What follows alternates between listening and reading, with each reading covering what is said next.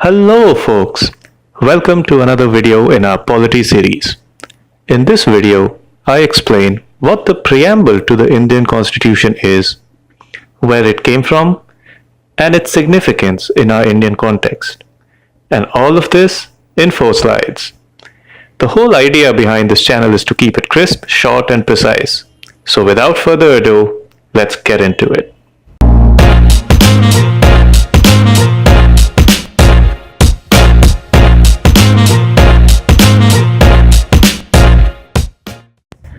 Our video consists of 4 parts, or the following 4 slides.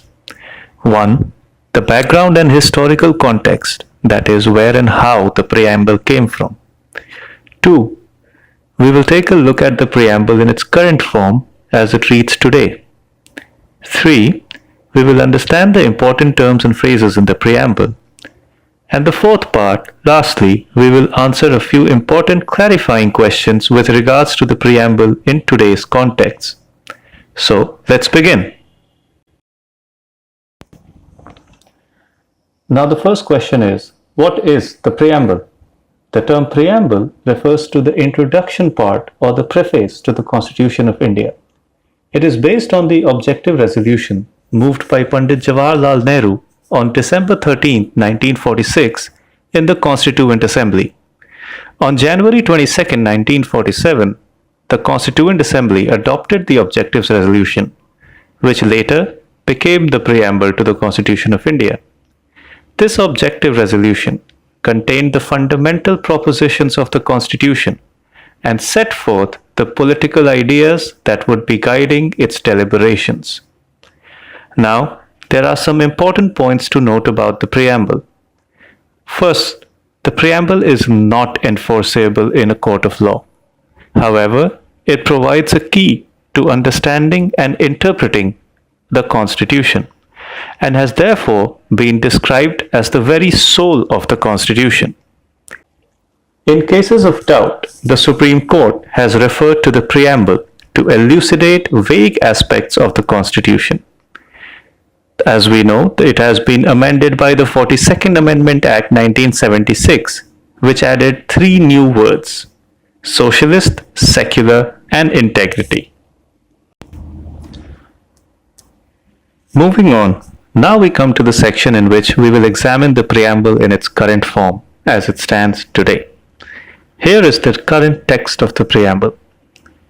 We, the people of India, having solemnly resolved to constitute India into a sovereign, socialist, secular, democratic republic, and to secure to all its citizens justice, social, economic, and political, liberty of thought, expression, belief, faith, and worship, equality of status and of opportunity, and to promote among them all fraternity, assuring the dignity of the individual and the unity and integrity of the nation. In our Constituent Assembly, this 26th day of November 1949, we do hereby adopt, enact, and give to ourselves this Constitution. Now, as we just saw, that there are some very important terms and phrases used in the preamble. In this section, we will elaborate on these significant terms and phrases, and we will try to see and understand what each of these phrases and words mean. The first word is sovereign. The word sovereign means that India is both internally as well as externally free and is not dependent upon any outside authority to make its own decisions about its own citizens. The second term, socialist, in the preamble, inserted by the 42nd Amendment Act, refers to some form of ownership of means of production generally and distribution by the state. However, in the Indian Indian context of socialism, this is quite different, as it implies faith in mixed economy, which has both private as well as public sectors. Secularism implies that the state is only concerned with relations between various citizens and is not concerned with relations of man with God. Further, it means that the state has no religion of its own. The term democratic implies that the government draws its authority from the people. The rulers are elected by the people and are accountable to the people. The word republic implies that the head of state in India shall be an elected person and shall hold office for a fixed term. The President of India is the chief executive head or the nominal head of India. Now there are 4 more very important words in the preamble. The first of them is justice. The preamble speaks of social, economic and political justice. Social justice implies that discrimination on the basis of caste, race, religion, sex should cease. Economic justice implies that the gap between the rich and the poor is bridged and that exploitation does not occur anymore. Political justice implies that all citizens should have equal opportunity to participate in the political system of India. Then we come to the second big word, liberty. As we know, democracy is closely connected with the idea of liberty. Certain rights, certain minimal fundamental rights must be enjoyed by every person in a community for a free and civilized existence. The preamble assures us of that. Equality. Rights would have no meaning if they cannot be enjoyed equally by all members of the community or a citizenship. Lastly, fraternity.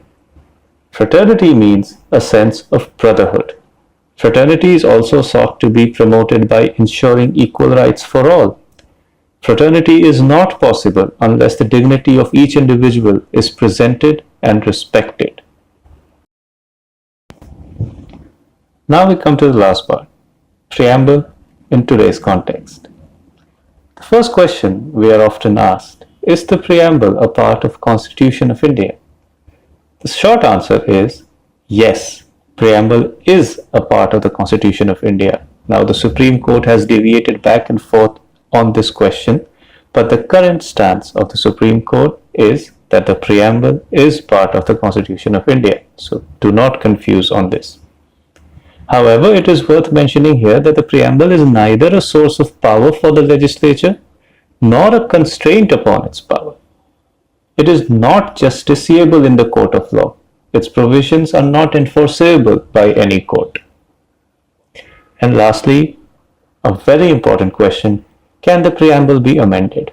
The short answer again, yes, the preamble can be amended by the Parliament as long as it doesn't alter the basic structure of the Constitution.